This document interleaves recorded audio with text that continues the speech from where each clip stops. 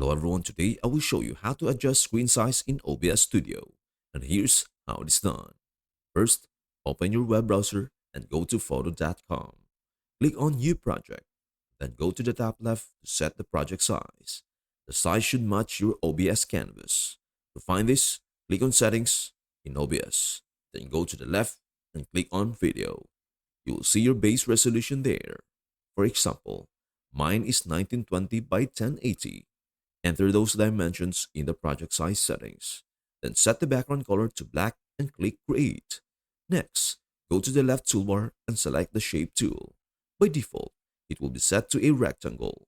Hold down on it and select the ellipse.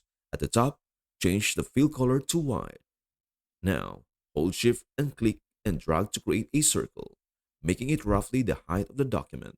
Release it, then grab the Move tool from the top left to center the circle. You will see magnetic alignment lines to help with positioning. Once centered, click on File in the top left, then Export As and choose JPEG. Save it, and then return to OBS. In OBS, go to your scene, and in the Sources section, click the plus button and select Video Capture Device. Press OK, then choose your webcam. Resize it by clicking and dragging the corners. Right-click on the webcam sources. Select Filters, and under Effect Filters, click the plus and choose Image Mask or Blend, then press OK. Click on the Browse button in the Path section. Find the JPEG you just created and click Open. The circle should now appear around your webcam feed. Click Close and position it however you like. You can also add more sources if needed. And that's everything you need to know about how to get a circular webcam in OBS Studio.